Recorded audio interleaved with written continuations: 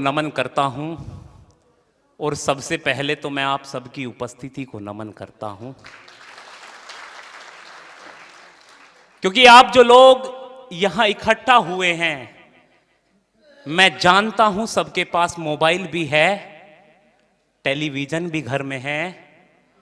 बहुत सारी व्यवस्थाओं को छोड़ते हुए आप हिंदी के लिए आए हैं, आप कविता के लिए आए हैं, आप संस्कारों के लिए आए हैं। एक बार उसके लिए तालियां आपकी होनी चाहिए। अब ये तो भाई साहब लेकिन मंच अपने आप में बहुत बड़ा है।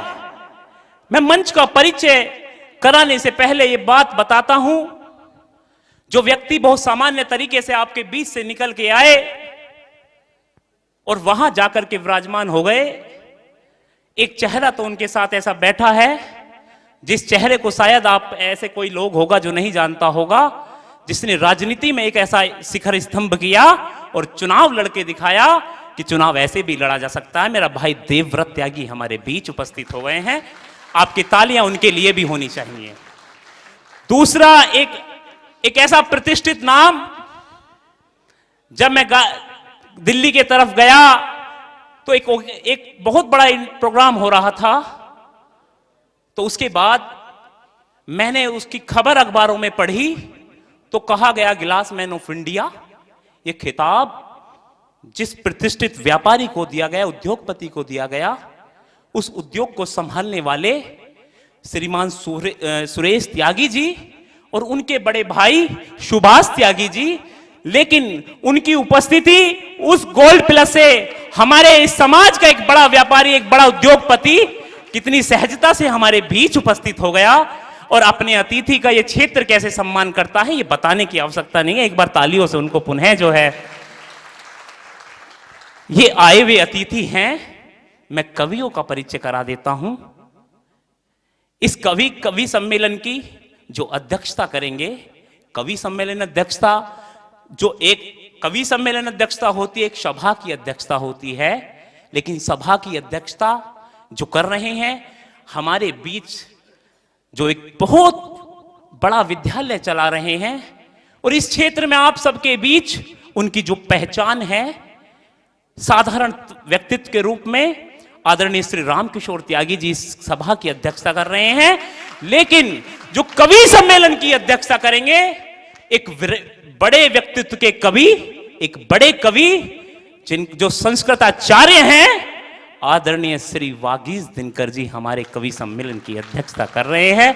मैं चाहता हूं उनकी भी आप तालियों से एक बार उनका सम्मान करें। दिल्ली से हास्य व्यंग का एक ऐसा कवि, न जाने कितने टीवी चैनलों के माध्यम से आपके परिवार तक पहुंचा होगा, एक ऐसा बड़ा कवि हास्य का जब हंसाएंगे और एक मां की कविता आपको सुनाएंगे, आपको झूमने के लिए विवश कर देंगे। आदरणीय पीके आजाद जी हमारे बीच उपस्थित हैं। मेरे मंच का, मेरी व्यक्तित्व कविता का जो एक सिंबॉलिक, एक प्रतीक है, मेरे बहुत प्यारे बड़े भाई, मेरे दोस्त, मेरे मित्र, मेरे कवि गुरु, मैं जो भी उनको उपाधि दूं वो कम है। आदरणीय श्री अवनीश सिंह समर्थ मंच पर उपस्थित हैं। मेरा बहुत प्यारा बड़ा भाई जो कविता के क्षेत्र में एक नई पहचान बना रहे हैं, जो साहित्य को लेकर चल रहे हैं, बहुत सुंदर मंच संचालन कर रहे थे, भाई श्री मोनू मधुकर त्यागी हमारे बीच उपस्थित हैं।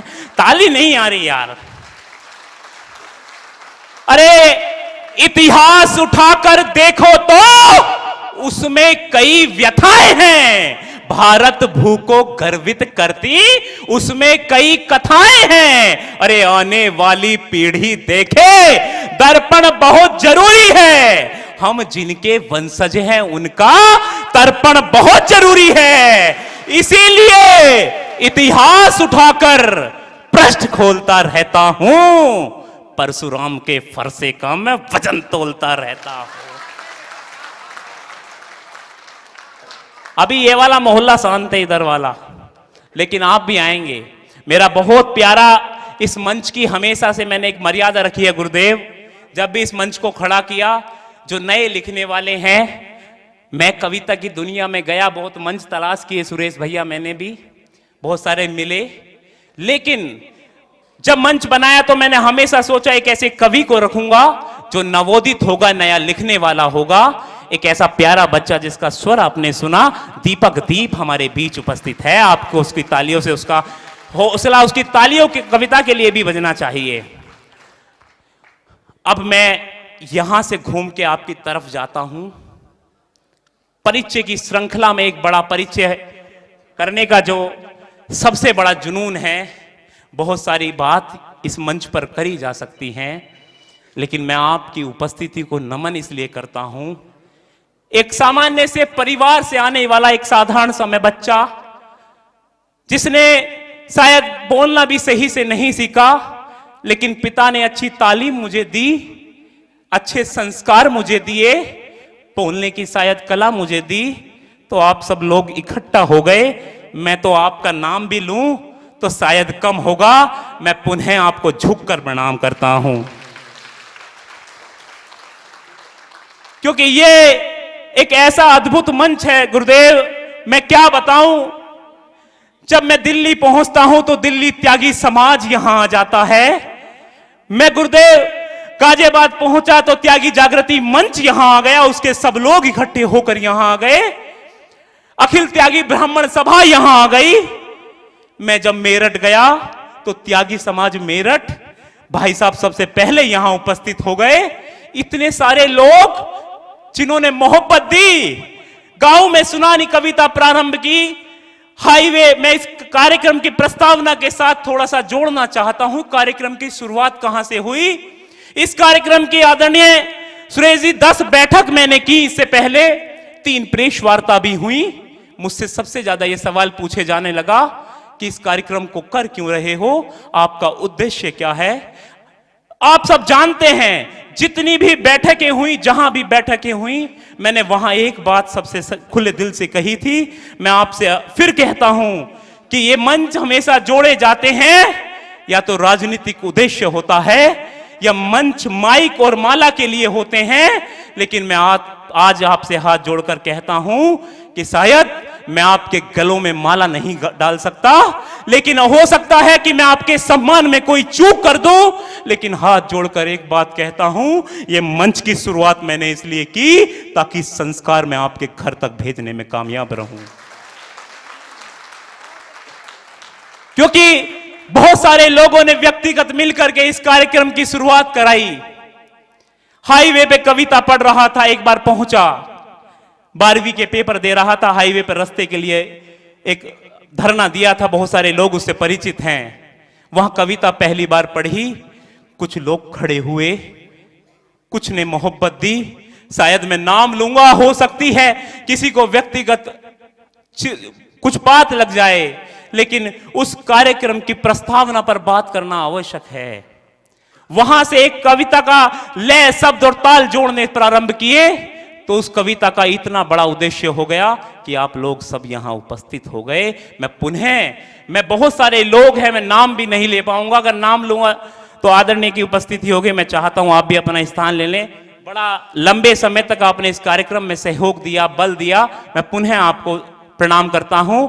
बहुत सारे लोग यहां आ रहे हैं, लेकिन इस कार्यक्रम की जो अध्यक्षता कर रहे हैं, इस कार्यक्रम की प्रस्तावना पर जो बात करेंगे, मैं बहुत आपके, और बड़ी बात एक मैं, और अगर मैं यहां कहूं नहीं तो बड़ी कमजोरी होगी। जिस विद्यालय से मैंने अपनी एजुकेशन प्रारंभ की, जेएमएस से, वहां से कविता का कै खे जब सीखा तो मैं भैया के पास पहुंचा, भैया मैं कविता पढ़ता हूं, लेकिन कोई मुझे कार्यक्रम में नहीं बुलाता। उन्होंने कहा कि मेरे 3 स्कूल हैं, तीनों स्कूल में तू कार्यक्रम कर, तू कवि बनेगा। पहला कवि सम्मेलन जो मैंने पर्सनली तौर पे आयोजित किया वो जेएमएस वर्ल्ड इंस्टीट्यूट था, जिसका बोर्ड भी बाहर लगा हुआ था। उसके चेयरमैन मेरे बहुत आत्मीय और प्रिय बड़े भाई आयुष सिंघल जी हमारे बीच उपस्थित है। चाहता हूं एक बार भैया, क्योंकि इन्होंने बड़ा बल मेरी साहित्यिक यात्रा में दिया है, इनका भी एक बार सम्मान आपकी तालियां करें।